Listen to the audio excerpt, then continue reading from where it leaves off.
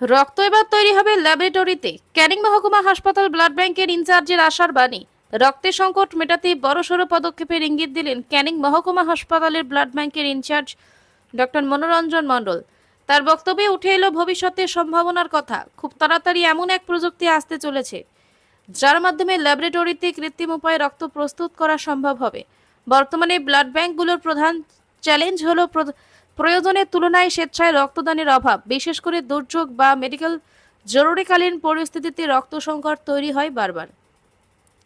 সেই প্রেক্ষিতে ডক্টর মন্ডলের এই ঘোষণা রীতিমতো আশার আলো দেখাচ্ছে। তিনি বলেন, ইতিমধ্যে ইউরোপ এবং আমেরিকা মহাদেশে বেশ কিছু দেশে পরীক্ষামূলকভাবে ল্যাবরেটরিতে কৃত্রিম রক্ত তৈরির কাজ শুরু হয়েছে। জার্মানিতে এই বিষয়ে প্রায় অনেক দূর এগিয়ে এসেছে। ভারতেও এই প্রযুক্তি আসার প্রক্রিয়া চলছে। একবার এটি পুরোপুরি বাস্তবায়িত হলে রক্তদানের উপর নির্ভরতা অনেকটাই কমবে। তবে ততদিন পর্যন্ত আমাদের সবারই উচিত নিয়মিত স্বেচ্ছায় রক্তদান করা। ক্যানিং মহকুমা হাসপাতালের ব্লাড ব্যাংক এলাকার অন্যতম গুরুত্বপূর্ণ রক্ত সংগ্রহ ও সংরক্ষণ কেন্দ্র। ব্লাড ব্যাংকের আধুনিকীকরণ এবং জনসচেতনতা বৃদ্ধির মাধ্যমে নিয়মিত রক্ত সংগ্রহে হাসপাতাল কর্তৃপক্ষ বিশেষ জোর দিচ্ছে।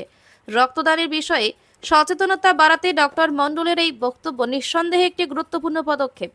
যদি ল্যাবরেটরিতে কৃত্রিম রক্ত উৎপাদন এই পরিকল্পনা সফল হয়, তাহলে দেশের স্বাস্থ্য ব্যবস্থায় এক যুগান্তকারী পরিবর্তন আসতে চলেছে বলেই মনে করছেন চিকিৎসক মহল। তাহলে চলুন এবার ডক্টর মনোরঞ্জন মণ্ডলের নিজের মুখ থেকে শুনে নিই এই বিষয়ে তিনি কি জানাচ্ছেন। রিসেন্টলি একটি আশার বাণী শোনা গেছে। জাপানি সায়েন্টিস্টরা আর্টিফিশিয়ালি গবেষণাগারে রক্ত তৈরি করেছেন, তার ট্রায়াল চলছে। সেই ব্যাপারে হয়তো অদূর ভবিষ্যতে এমন দিন আসবে যখন হিউম্যান টু হিউম্যান, মানুষ থেকে মানুষের রক্ত নেওয়ার প্রয়োজন পড়বে না, ল্যাবরেটরিতে রক্ত তৈরি হবে, সেই রক্ত নিয়ে সবার প্রাণ বাঁচবে। আমরা ভবিষ্যতের দিকে তাকিয়ে আশাবাদী এমন দিন আসবে।